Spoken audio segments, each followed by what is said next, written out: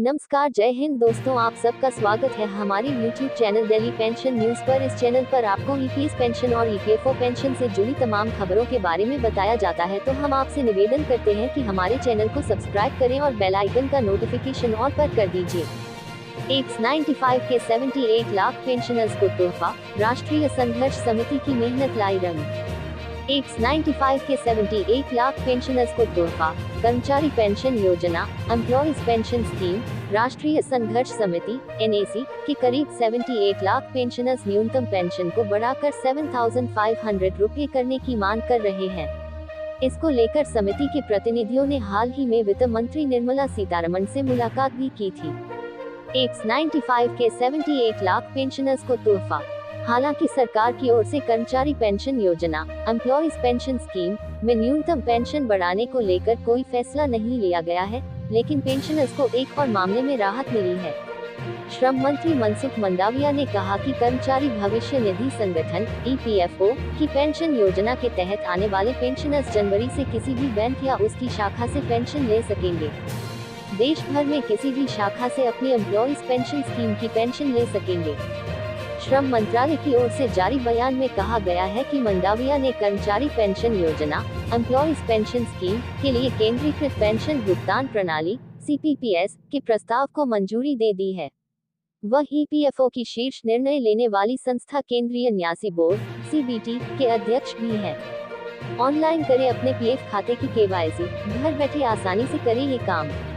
बयान के मुताबिक CPPS से देश भर में किसी भी बैंक या किसी भी शाखा के जरिए पेंशन का वितरण संभव हो सकेगा।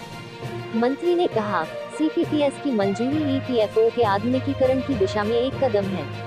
इसके तहत कर्मचारी पेंशन योजना, एम्प्लॉयज पेंशन स्कीम पेंशन भोगी देश में कहीं भी किसी भी बैंक या शाखा से अपनी पेंशन प्राप्त कर सकेंगे। X95 के 78 लाख पेंशनर्स को बड़ी सुविधा। उन्होंने कहा कि EPFO को अपने सदस्यों और पेंशन भोगियों की जरूरतों को ठीक से पूरा करने के लिए अधिक मजबूत, उत्तरदायी और प्रौद्योगिकी सक्षम संगठन में बदलने के हमारे प्रयास की दिशा में यह एक महत्वपूर्ण कदम है। CPPS से EPFO के 78 लाख से अधिक कर्मचारी पेंशन योजना, एम्प्लॉयज पेंशन स्कीम पेंशन भोगियों को लाभ मिलने की उम्मीद है। केंद्रीकृत पेंशन भुगतान प्रणाली एक कार्यालय से दूसरे कार्यालय में स्थानांतरण की आवश्यकता के बिना पूरे देश में पेंशन का निर्बाध वितरण सुनिश्चित करेगी। नई प्रणाली उन पेंशन भोगियों के लिए बड़ी सुविधा होगी जो सेवानिवृत्ति के बाद अपने गृह नगर जाते हैं। एक पेंशन के सत्यापन के लिए शाखा जाने की जरूरत नहीं होगी। EPFO की चल रही CITS 2.01 के हिस्से के रूप में ये सेवा 1 जनवरी 2025 से शुरू की जाएगी। अगले चरण में CPPS आधारित ABPS में बदलाव होगा। मंत्रालय ने कहा कि नई व्यवस्था मौजूदा पेंशन वितरण प्रक्रिया से महत्वपूर्ण बदलाव है, जिसके तहत EPFO के प्रत्येक क्षेत्रीय कार्यालय को केवल 3 से 4 बैंकों के साथ अलग-अलग समझौते करने पड़ते थे।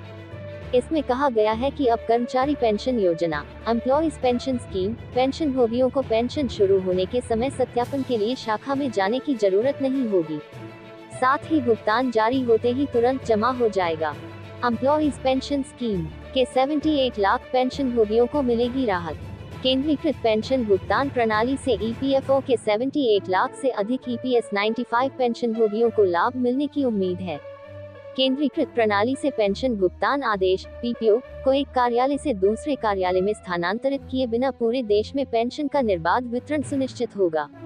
ये कर्मचारी पेंशन योजना, एम्प्लॉयज पेंशन स्कीम के उन पेंशन भोगियों के लिए बड़ी राहत होगी जो सेवानिवृत्ति के बाद अपने गृहनगर चले जाते हैं।